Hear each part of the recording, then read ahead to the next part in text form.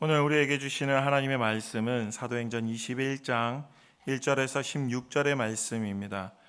사도행전 21장 1절에서 16절 신약 244쪽입니다. 제가 봉독하겠습니다. 우리가 그들을 작별하고 배를 타고 바로 고스로 가서 이튿날 로도에 이르러 거기서부터 바다라로 가서 베니게로 건너가는 배를 만나서 타고 가다가 구브로를 바라보고 이를 왼편에 두고 수리아로 항해하여 두로에서 상륙하니 거기서 배의 짐을 풀려 함이러라. 제자들을 찾아 거기서 이레를 머물더니 그 제자들이 성령의 감동으로 바울더러 예루살렘에 들어가지 말라 하더라. 이 여러 날을 지낸 후 우리가 떠나갈새 그들이 다 그 처자와 함께 성문 밖까지 전송하거늘 우리가 바닷가에서 무릎을 꿇어 기도하고 서로 작별한 후 우리는 배에 오르고 그들은 집으로 돌아가니라.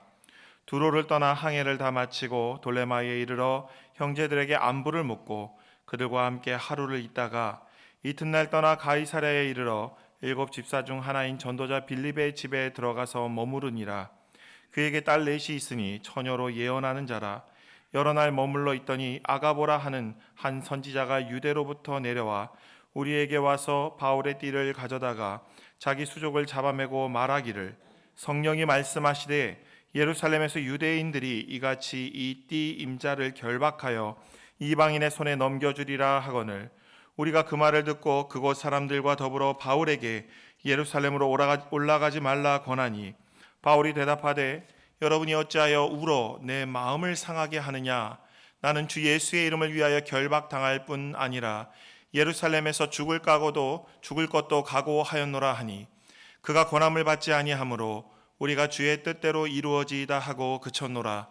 이 여러 날 후에 여장을 꾸려 예루살렘으로 올라갈새 가이사랴의 몇 제자가 함께 가며 한 오랜 제자 구브로 사람 나손을 데리고 가니 이는 우리가 그의 집에 머물려 함이라. 아멘.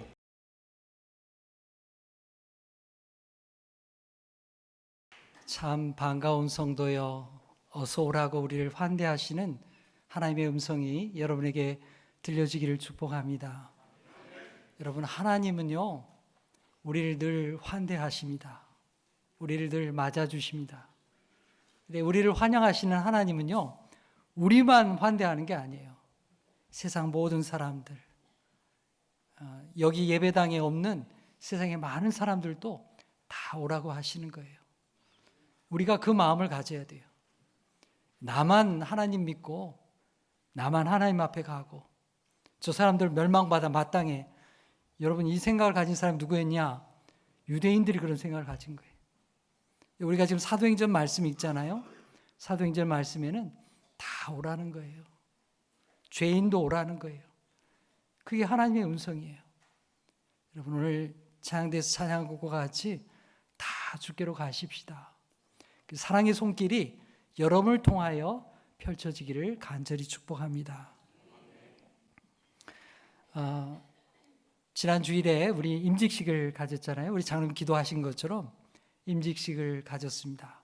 2분의 장로님, 또 9분의 안수 집사님, 또 28분의 권사님, 또 2분의 권사 취임 권사님, 그렇게 해서 우리가 임직식을 가졌습니다. 이분들이 우리 교회를 사랑하고 성도들을 사랑하고 또 하나님께 받은 은혜대로 기뻐하며 봉사할 수 있도록 여러분도 함께 격려해 주시고 함께 해 주시기를 간절히 바랍니다. 교회를, 주님의 교회를 함께 세워갈 수 있기를 바랍니다. 자, 이제 우리 계속기 때는 저 지난주에 보았던 사도행전 말씀 다시 생각해 보십시다. 바울 사도는 밀레도라고 하는 곳에서 에베소의 장로들을 오라고 해가지고 만나게 되었습니다. 에베소의 장로들을 밀레도까지 일부러 오라고 한 까닭이 있었어요. 그것은 바울 사도가 이제는 에베소를 못 가기 때문에 그래요. 에베소에 바울 사도가 3년 동안 열심히 교회를 개척하고 말씀으로 가르치고 신앙의 공동체를 만들었습니다. 이 공동체를 하나님 앞에 부탁하고 이제 장로들에게 부탁하기 위해서 그들을 오라고 한 거예요. 자신이 가르쳤던 말씀과 이 하나님 나라의 복음을 이제는 장로들이 담당하고 자신을 대신해서 주님의 교회를 세워달라고 그렇게 당부하는 것입니다. 바울은 말했습니다. 자신이 떠나가면 사나운 이리 때와 같은 자들이 교회를 공격하고 흔들어 놓을 것이라고. 또 여러분들 중에서도 분파가 나타나서 교회가 어지러워지고 또 힘들고 고난을 당할 수가 있다고. 그래서 바울 사도는 에베소 장로들에게 부탁했습니다. 스스로를 위해서 그리고 온 양떼를 위해서 너희들은 삼가하는 자가 되라. 당부를 했죠. 바울의 당부를 듣고 에베소의 장로들은 바울과 함께 무릎을 꿇고 울었어요. 눈물로 같이 기도했습니다. 얼마나 가슴이 미어지겠습니까? 그동안 자신을 위해서 그렇게 사랑과 열정을 쏟아준 이 바울 사도가 이제 다시 못 본다는 거예요. 그동안에는 이렇게 순회하면서 이게 또 돌아가곤 했잖아요. 근데 이제는 못 온다는 거예요. 다시 못 본다고 하니까 얼마나 가슴이 미어지겠습니까? 그들은 함께 무릎을 꿇고 기도하고 붙들고 눈물을 흘렸습니다. 그들에게 아픔이 있었죠. 헤어짐의 아픔이 있었습니다. 하지만 그래도 그동안 바울이 가르쳐준 그 사랑의 복음, 우리가 복받은 자구나, 그걸 깨달으면서 그들은 기뻐하는 마음, 감사하는 마음이 충만했습니다. 자, 그리고 나서 오늘 21장인데요. 21장은 이동에 대한 말씀이 여기서 당당히 나옵니다. 자, 우리 1절부터 4절까지 우리 함께 읽어보겠습니다. 자, 시작. 우리가 그들을 작별하고 배를 타고 바로 곳으로 가서 이튿날 로도에 이르러 거기서부터 바다라로 가서 베니게로 건너가는 배를 만나서 타고 가다가 구로를 바라보고 이를 왼편에 두고 수리아로 향하여 두로에서 상륙하니 거기서 배의 짐을 풀려 함이러라. 제자들을 찾아가서 이레를 머물더니 그 제자들이 성령의 감동으로 바울더러 예루살렘에 들어가지 말라 하더라. 아멘. 자, 여기 보니까 뭐 낯선 지명들이 막 쑥 나오잖아요. 도대체 여기가 어딘가 우리 한번 찾아보십시다. 우리 3차 전도행 지도 한번 보여주세요. 네, 지난번에 봤던 지도죠. 자, 바울이 그리스 땅에서부터 드로아에 갔고요. 드로아에서부터 다시 배 타고 어디로 갔습니까? 밀레도에 갔습니다. 밀레도에서 조금 전에 말씀드린 대로 에베소 장로들 만나고 지금 헤어진 상황이에요. 다시 배를 타고요. 이동을 하는데 어디로 가느냐? 고스를 거쳐서 그다음에 로도를 거쳐서 바다라라는 곳으로 건너가게 됩니다. 자, 그렇게 해서 배를 건너타고요. 자, 이렇게 해서 어디로 향하여 갑니까? 어디로 가죠? 두로를 향해서 가는 거예요. 두로. 성경 말씀에는 베니게라고 이렇게 나오게 되는데 베니게는 어딘가? 여기 바로 두로와 시돈 땅이 베니게라는 곳입니다. 우리가 역사책에 보면 페니키아 이렇게 나와요. 근데 여기 성경책에는 그냥 베니게 이렇게 표현이 되어 있습니다. 자, 이 두로항은 구약 시대에서부터 아주 유명한 무역 항구로 기록이 나옵니다. 자, 갈 때에 배가 어디를 가느냐? 지중해를 가로지어서 이렇게 내려가게 되는데요. 성경에 보니까 구브로 섬을 왼편에 두고 갔다. 그렇게 기록이 나오죠. 그러니까 구브로 섬을 위쪽에 두고 지도상에 저 위쪽에 저 지도에 표현된 대로 이렇게 빨간 선대로 구브로 섬을 아래쪽으로 통과해서 지나가게 되었습니다. 여러분, 저 구브로 섬, 저 사이프러스 섬은 어떤 곳일까요? 바울이 1차 선교행을 할 때에 제일 첫 번째로 도착했던 곳, 그것이 바로 구브로입니다. 기억이 나십니까? 1차 선교행 때 바울과 바나바가 이 구브로를 가게 되었어요. 이 구브로에 가가지고 어디 갔습니까? 구브로의 파포스라는 곳에 가게 되었고요. 거기서 바예수라는 사람, 거짓 마술사를 제압하고 그 섬의 총독이었던 서기오 바울에게 예수 그리스도의 복음을 전하고 그가 예수님을 믿도록 인도했던 섬이었습니다. 바울은 이제 처음 자기가 선교했던 그 섬을 지나쳐 갑니다. 이제는 1, 2, 3차 선교행이 마무리하는 단계예요. 내가 저기서 처음 선교를 시작했지. 그런 마음을 가지고서요, 그 섬을 옆을 지나서 지금 두로를 향해 가고 있는 것입니다.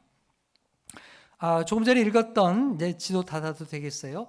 조금 전에 읽었던 3절 말씀 보면요, 바울이 탔던 배가 두로항에 도착을 했습니다. 바울이 탔던 배는요, 여객선이 아닙니다.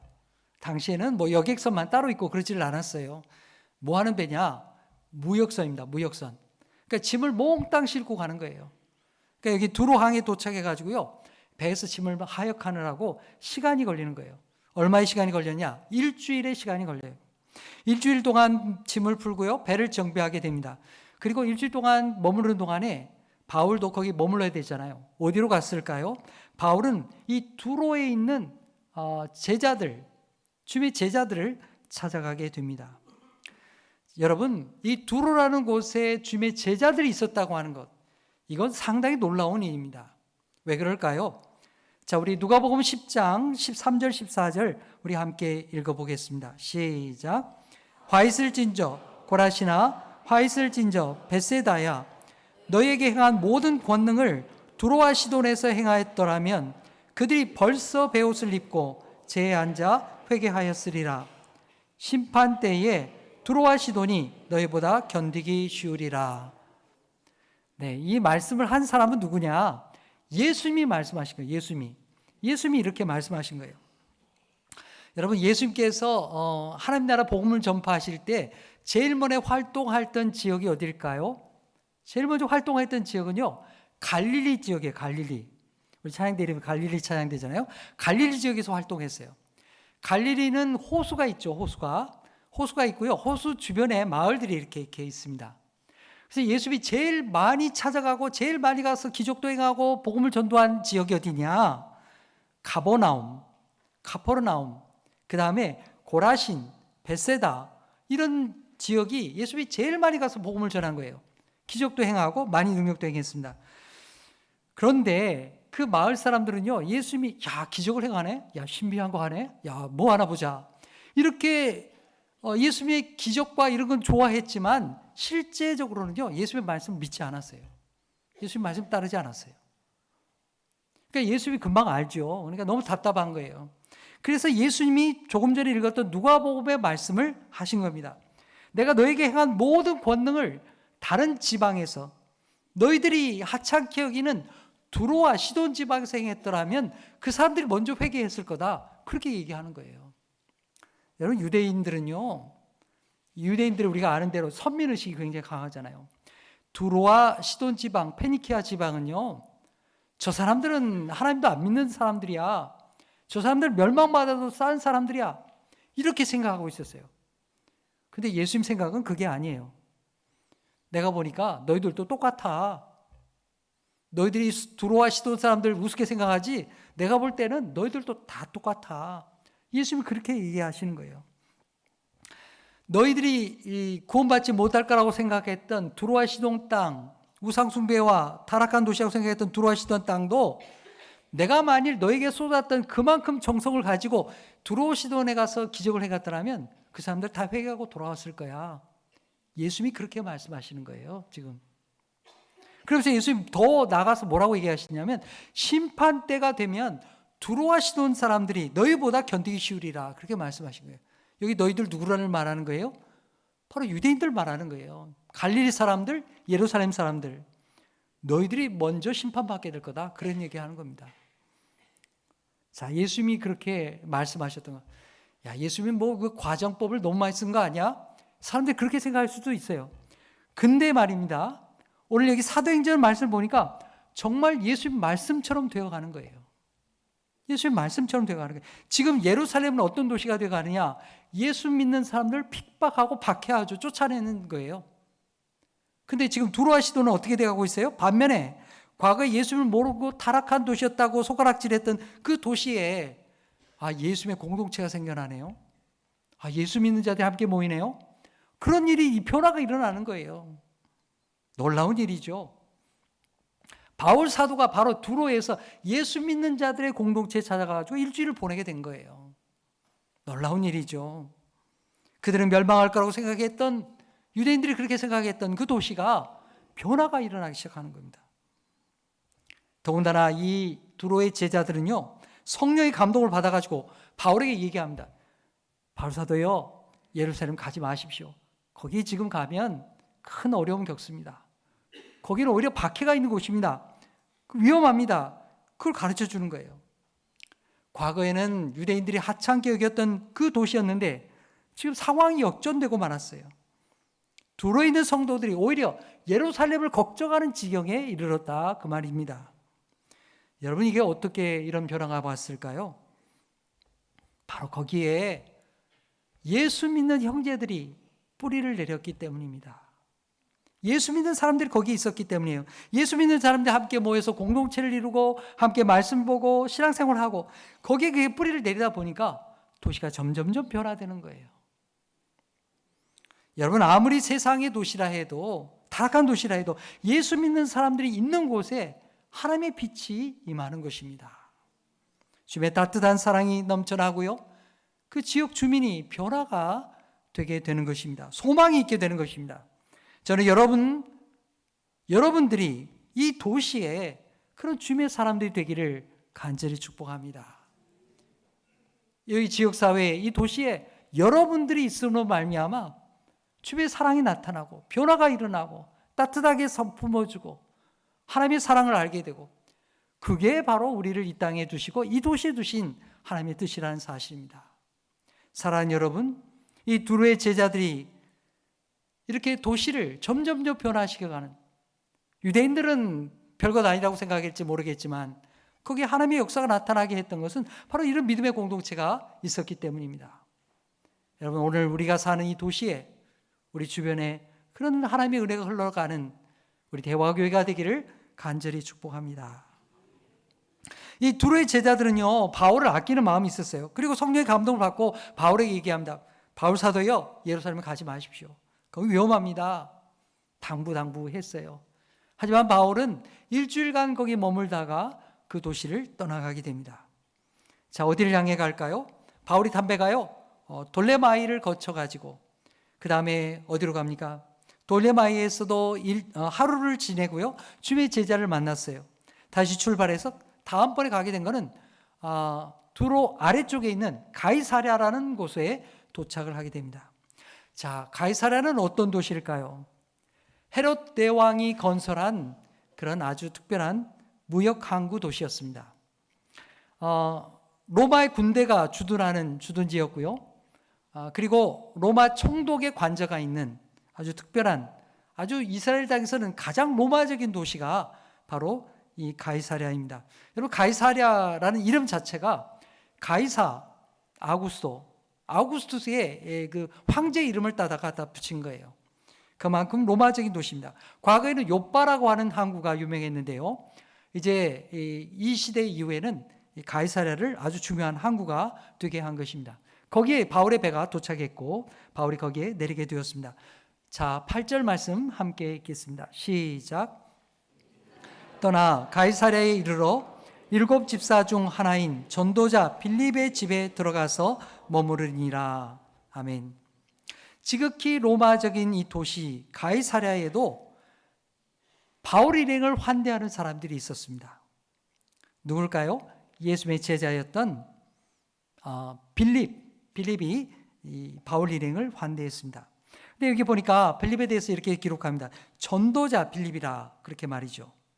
여러분, 전도자 빌립 기억나십니까? 이 사람이 누굴까요?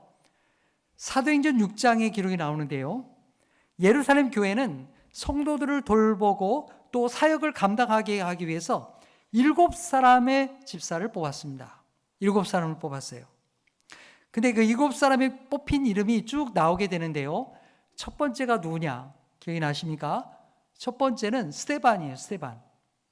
그리고 두 번째로 나온 사람이 바로 오늘 여기에 빌립입니다. 그러니까 이게 영적으로나 또 이렇게 친구, 짝지나 보면요, 스데반과 빌립은 똑같은 사람이에요. 짝꿍이에요, 짝꿍. 같이 교회에서 성장했고 말씀과 성령이 충만한, 성령과 지혜가 충만한 사람, 바로 이 스데반과 빌립은 동일한 사람이었습니다. 스데반이 순교한 다음에 이 빌립은 어디를 갔을까요? 빌립은 사마리아를 향하게 됩니다. 당시 유대인들은 사마리아 땅을 가지 않아요. 사마리아 사람들은 멸망받을 사람이라 이렇게 생각했죠. 근데 빌립은 그렇게 생각하지 않았어요. 예수의 복음을 가지고 사마리아에 가서 복음을 전도했어요. 그랬더니 도시에 놀라운 변화가 일어나게 되고 많은 사람들이 예수를 믿었습니다. 그리고 나서 빌립은 어디를 갑니까? 광야로 가게 되죠. 광야로. 광야에서 에티오피아 내시를 만나게 됩니다. 그리고 내시에게 복음을 전하고요. 그리고는 사라졌다가 오늘 여기 본문에 기록이 나타나게 된 것입니다. 그동안 이 빌립이 도대체 어디 갔다가 왔을까요? 사도행전 8장 40절에 그 내용이 나오게 되는데요. 우리 함께 읽어보겠습니다. 시작. 빌립은 아소도에 나타나 여러 성을 지나다니며 복음을 전하고 가이사랴에 이르니라. 아멘. 네, 빌립이 가이사랴에 정착하게 되었다, 그런 얘기죠. 자, 빌립의 전도 지도 한번 볼까요? 네, 빌립의 전도. 빌립은요 본래 예루살렘 태생입니다. 예루살렘 출신이에요. 근데 예루살렘에서부터 스데반 집사가 순교하게 되고 나서요. 그러고 나서 그는 저 북쪽에 사마리아에 가서 복음을 전했습니다. 그리고 성령의 이끌림을 받고 다시금 밑으로 사해 저 남쪽으로 광야로 내려갑니다. 거기서 에티오피아 내시를 전도하게 되고요. 고향이 지금 예루살렘인데 고향으로 돌아가면 되잖아요. 근데 그는 그렇게 하지 않고 서쪽으로 갑니다. 서쪽으로 가서 가사를 지나서 조금 전에 읽은 성경 말씀이 어디 갔다고요? 아소도에 갔어요. 아소도에 가서 요빠를 지나서 더 북쪽으로 가이사랴에 가서 정착하게 되었다는 것입니다. 자, 지도 닫아도 되겠고요. 사도행전 8장에서부터 21장에 이르기까지 어느 정도 시간이 지났을까요? 대략 바울이 3차 선교행을 지나는 동안에 대략 한 25년의 세월이 지나게 됩니다. 그동안 빌립은 뭐 하고 있었느냐? 오늘 21장에 나오는 것과 같이 빌립은 가이사랴에 정착해서 전도자의 삶을 살게 되었던 것입니다. 자, 우리 9절 말씀 함께 읽어보겠습니다. 시작. 그에게 딸 넷이 있으니 처녀로 예언하는 자라. 아멘.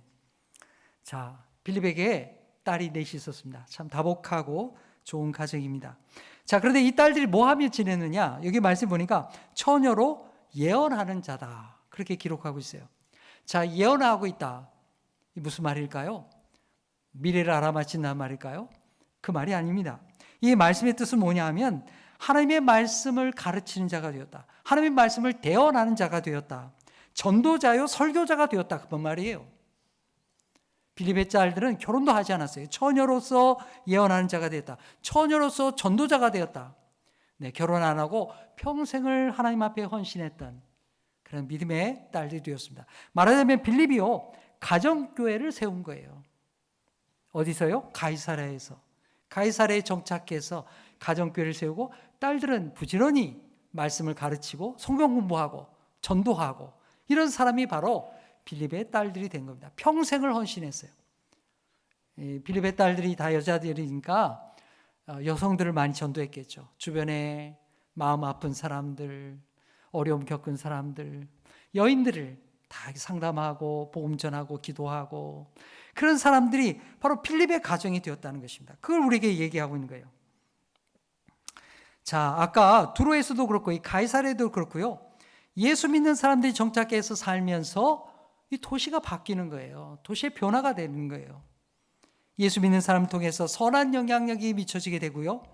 또 삭막했던 주변에 따뜻한 그리스도의 사랑이 이 딸들을 통해서, 빌립을 통해서 증거되게 된 것입니다. 위로하고 사랑을 베풀고 예수의 은혜가 이렇게 좋다는 것을 가르쳐 준 것입니다.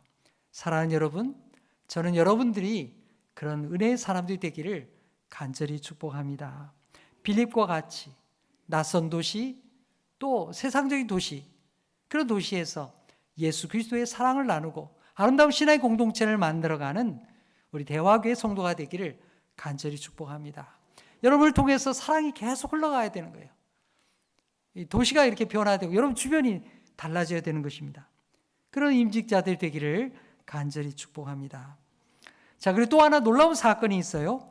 바로 무엇이냐 하면 바울 일행을 빌립이 자기 집에 초대했다는 사실입니다. 여러분, 이게 무슨 놀라운 일이냐 이런 생각이 들 텐데요. 잘 생각해 보십시오. 아까 말씀드린 대로 빌립은요 이 예루살렘 교회에 처음으로 이렇게 임직을 받은 그런 집사들이었습니다. 7 집사가 임직을 받았잖아요. 스데반과 함께 임직을 받은 빌립. 이 빌립과 스데반은 단짝과 같아요. 성령이 충만한 스데반 집사였죠. 스데반 집사가 어떻게 됐습니까? 죽었죠. 순교했습니다. 누구 때문에 죽은 거예요? 누구 때문에 죽었는지 모르겠어요? 바울이 선동했잖아요. 저 예수 믿는 사람들 다 죽이라고 바울이 선동했어요. 스데반이 죽어갈 때, 순교할 때에 필립 다 지켜보았다 그 말이에요. 필립이 바울이 선동해가지고 스데반이 죽어가는 거, 순교하는 거를 다 지켜보았어요. 얼마나 가슴에 트라우마가 있겠어요. 바울이 믿겠어요, 안 믿겠어요? 바울이 믿죠. 내 친구가 복음 전도하다가 바울이 선동해가지고 스데반이 이렇게 죽게 되는데 얼마나 마음이 아프겠습니까? 이 빌립이요, 고향인 이 예루살렘에 안 간 이유가 있어요. 박해가 이렇게 심하니까 안 간 거예요. 고향 땅에 안 간 거예요. 그리고는 가이사랴에 가서 정착한 거예요. 근데 빌립이 바울을 자기 집에 초대하는 거예요. 25년의 세월이 지나는 동안에 빌립은 소문을 많이 들었습니다. 바울이 예수의 사람이 된 걸 알았습니다. 바울이 예수를 위해서 자기 인생을 바치는구나. 정말 저 사람 변화된구나. 거짓말이 아니구나. 그 바울의 변화와 바울의 선교를 그가 쭉 지켜보게 된 것입니다. 그래서 그도 또한 과거의 아픈 상처를 다 씻어버리고 이제 바울을 기쁘게 맞아들이게 된 것입니다. 이제는 주임을 위해서 전도자의 길을 가고 있고 또는 예루살렘을 향해서 죽음의 길을 가고 있는 이 바울을 기쁨으로 빌립이 맞아들이게 된 것입니다. 놀라운 변화죠. 바울이 빌립의 집에 머물러 있는 동안에 한 사람이 찾아오게 되었습니다. 누굽니까? 아가보라는 사람이 찾아오게 됩니다. 그는 선지자라고 했습니다. 바울을 만나기 위해서 유대에서부터 일부러 찾아왔습니다. 이 아가보도요, 처음 등장하는 인물이 아닙니다. 사도행전 11장에 보면 그에 대해 나오는데요.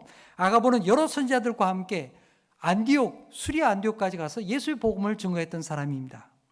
그런데 이 아가보에 대한 일화 중에 한 가지가 성경에 더 기록이 나옵니다. 뭐냐면 앞으로 큰 흉년이 될 것이다.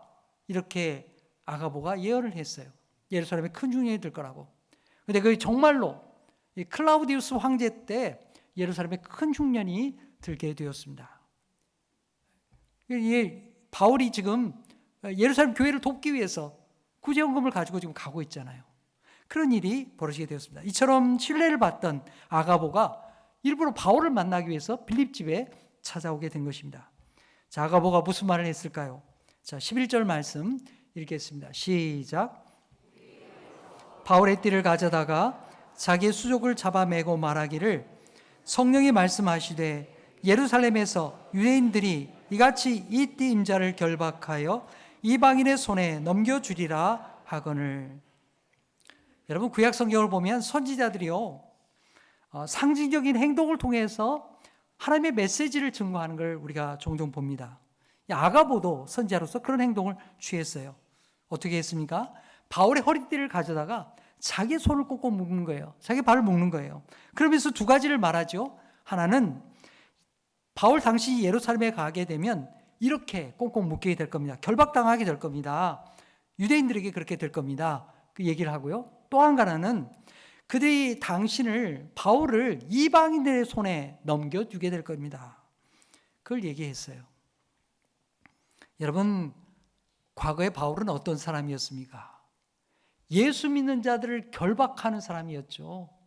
가는 곳마다 도시를 뒤져가지고 예수 믿는 사람들을 결박하는 사람이, 그래서 감옥에 넘긴 사람이 바로 바울입니다. 그런데 이제는 바울이 어떻게 됐어요? 예수 믿는 자가 되었어요. 그래서 바울이 이제 당신이 그런 결박을 받게 될 것이라고 이게 아가보가 얘기해 주는 겁니다. 또 하나 있죠. 이방인의 손에 넘겨질 거라는 겁니다. 여러분, 이방인의 손에 먼저 넘겨진 사람이 누굽니까? 예수님이에요. 예수님이 본티우스 빌라도에게, 로마의 총독에게 넘겨지잖아요. 그리고는 십자가에 못 박히게 되잖아요.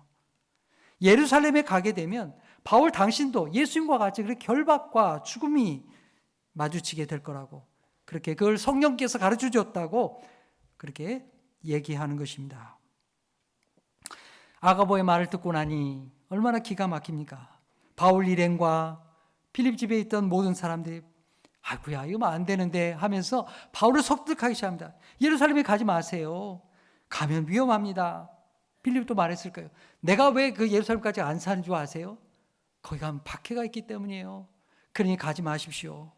지금은 옛날보다 더하다고 합니다. 그러니까 아마 말렸을 거예요. 아가보의 예언을 듣고 가지 말라고 말리는 것, 여러분 어떻게 생각하세요? 가지 말라고 말리는 것, 그게 믿음 없는 일인가요? 가지 말라고 해야 될까요? 가라고 해야 될까요? 여러분 말리는 게 당연하죠. 인간의 정리로서 당연한 일입니다. 마땅한 일입니다. 여기 있다가 박해가 좀 수그러들면 그때 가시든지요.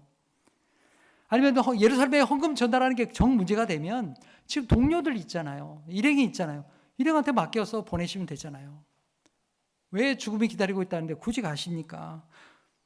얼마든지 그렇게 말하는 게 마땅한 일입니다. 그런데 이런 그들의 만류 앞에 바울이 어떻게 대답을 합니까? 자, 우리 13절 말씀 읽겠습니다. 시작. 바울이 대답하되 여러분이 어찌하여 울어 내 마음을 상하게 하느냐? 나는 주 예수의 이름을 위하여 결박당할 뿐 아니라 예루살렘에서 죽을 것도 각오하였노라 하니. 아멘. 네, 형제들은 지금 마음이 격해졌습니다. 얼마나 슬프겠어요. 바울을 읽고 싶지 않았습니다. 그래서 그들은 울면서 가지 말라고 당부하고 애원했습니다. 아마 바울도 같이 울었을 거예요. 그러나 바울은 결단해서 말합니다. 나는 가겠노라고. 나는 예수의 이름을 위하여서 결박당할 뿐 아니라 예루살렘에서 죽을 것도 각오했노라고 그는 분명하게 말했습니다. 여러분, 하나님의 뜻이 어디 있는 걸까요? 바울이 가는 건가요? 가지 않는 건가요? 어떤 게 맞는 것 같습니까? 여러분, 우리가 하나님의 뜻을 말할 때 이거다 저거다 단정하지 못할 때가 많습니다. 여러분, 물론 성경 말씀에는 아주 분명하게 명확한 말씀들도 많이 있습니다. 예를 들면 십계명과 같은 말씀들, 뭐 살인하지 말라, 간음하지 말라, 뭐 도둑질하지 말라, 선을 행하라, 이거 다 명확하게 써 있는 거잖아요. 그 고민할 일이 아니에요. 그런데 여러분, 우리 삶은 어떻습니까? 그런 것만 있는 게 아니잖아요. 우리 삶에는 더 다양한 문제가 많습니다. 어떻게 결정해야 좋을지 모를 때가 우린 정말 많다는 사실입니다. 여러분, 내가 아파가지고 병원에 갔어요. 심각하대요. 수술해야 된대요. 병원의 의사가. 근데 난 잘 모르겠어. 병원 의사가 나보고 뭐라 하냐면 이거 수술할지 말지 결정하시오 그런 거예요. 아니 내가 몰라가지고 의사한테 물어가지고 어떻게 했으면 좋겠나 이렇게 해야 되겠는데 의사는 나보고 결정하래. 여러분, 우리가 그렇잖아요. 우리 심각한 문제 부딪힐 때 우리는 다 그런 경험을 하게 됩니다. 난 모르겠는 거야. 이걸 해야 되는 거지 말아야 되는 거지. 의사는 나보고 결정하라는 거예요. 여러분, 어떻게 해야 될까요? 여러분, 그럴 때 우리는 어떻게 합니까? 문제는 이거냐 저거냐가 아닙니다. 어떤 마음으로 결정하느냐입니다. 하나님의 선하심에 맡기는 거예요.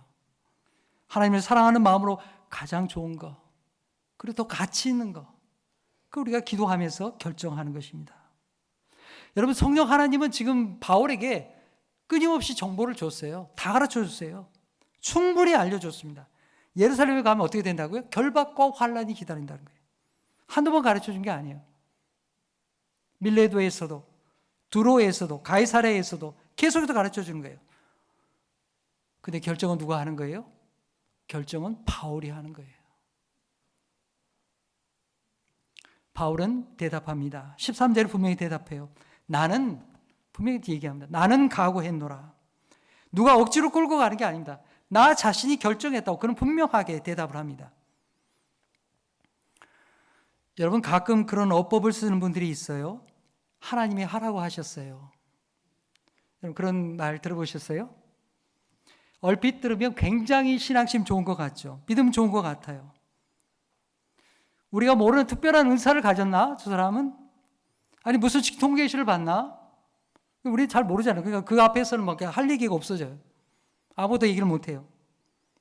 그런데 여러분, 그건 잘못된 표현입니다.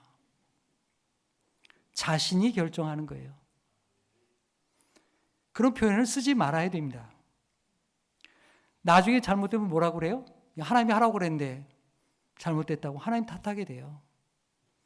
물론 하나님이 가르쳐 준 게 있죠. 바울에게 다 알려주셨어요. 하지만 결정은 누가 하는 거예요? 바울이 하는 거예요.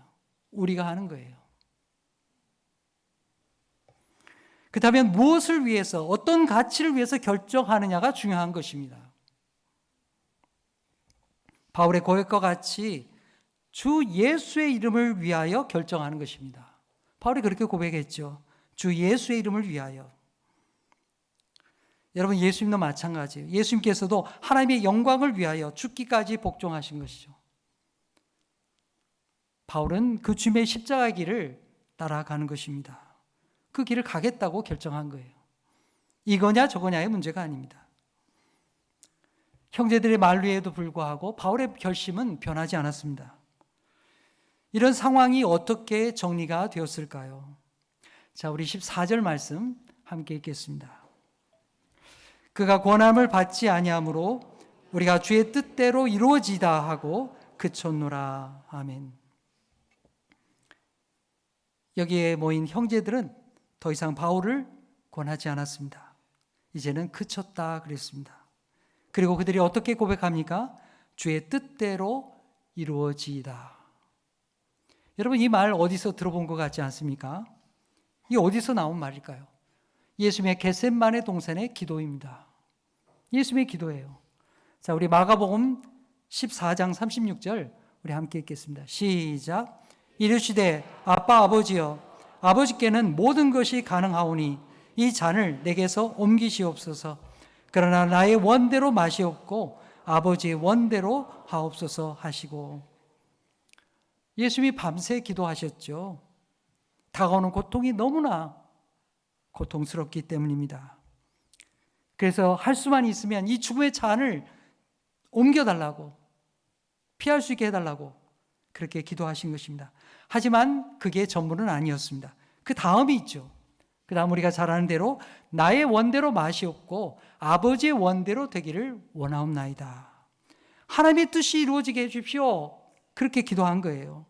바로 그게 주님의 기도입니다. 여러분, 예수님의 제자들은 주님으로부터 주님의 기도를 배웠습니다. 그래서 오늘 우리가 기도할 때마다 모범으로 삼고 있는 기도죠. 여러분, 그 기도에, 주 기도에 어떤 내용이 있습니까? 하나님의 뜻이 하늘에서 이룬 것과 같이 땅에서도, 바꿔 말하면 나의 삶에서도 이루어지게 해 주십시오. 그 기도예요. 예수님의 12제자는요, 주님으로부터 그 기도를 배웠어요. 기도했을 것입니다. 그런데 겟세마네 동산에서 결정적인 순간에 기도하지 못했습니다. 다 잠들었어요. 그리고 예수님이 체포될 때 당황하다가 그는 다 도망쳐버리고 말았습니다. 그런데 여러분, 놀랍게도 지금 사도행전에 나오는 이 빌립집에 모인 이 제자들 공동체는 그들은 바울과 함께 기도하는 거예요. 주님의 기도를 따라서 기도하는 것입니다. 바울이 예수님의 십자가 길을 따르겠다고 하니까 더 이상 만류하지 않았습니다. 그쳤다 그랬어요. 그리고 그들이 함께 고백한 내용, 바울이나 형제들이나 함께 고백한 내용이 뭐냐? 주의 뜻대로 이루어지이다. 그러면서 바울의 뜻을 받아들이게 된 것입니다. 이제 말씀을 맺겠습니다. 바울은 예루살렘으로 가는 길에 두로와 가이사랴에서 믿음의 형제들을 만났습니다. 특별히 가이사랴에는 전도자 빌립이 있었어요. 그 도시는 유대인들로부터 손가락질을 당하던 도시였습니다. 이방인의 도시라고, 뭐 저런 도시가 있느냐고 그렇게 손가락질 당하던 도시였죠. 그런데 그곳이 변화가 일어났습니다. 어떻게 해요? 빌립과 같은 사람이 있었기 때문에 따뜻한 주님의 공동체가 생겨나고 주변에 구원받아야 될 사람들을 주님 앞으로 부르게 되었습니다. 거기에 뿌리를 내리고 신앙의 공동체를 하나님의 말씀으로 살아가는 사람들을 키워내게 된 것입니다. 사랑하는 성도 여러분, 여러분이 있는 곳에, 이 도시에, 여러분 주변에 여러분을 통하여 그런 주님의 빛과 사랑이 나타나기를 간절히 축복합니다. 빌립과 같은 사람, 빌립의 딸들과 같은 사람, 만나면 반갑고 따뜻하고 또 예수님의 사랑을 느끼고 그런 사람이 여러분이 되기를 간절히 축복합니다. 또 한 가지, 바울은 가는 곳마다 예루살렘의 환난과 결박이 기다리고 있다는 것을 경고를 받았습니다. 성령께서 다 가르쳐 줬어요. 형제들이 예루살렘에 가지 말라고 했어요. 눈물로 호소했습니다. 하지만 바울은 예루살렘에 가기로 결단했습니다. 아무도 그를 가라고 재촉하지 않았습니다. 오히려 가지 말라고 했죠. 하지만 바울은 예수님의 이름을 위하여 죽기를 각오하고 가는 것입니다. 자기의 생명조차도 하나님 앞에 바친 거예요. 성도 여러분, 바울과 믿음의 형제들이 마음을 합한 지점이 있었죠. 어디입니까?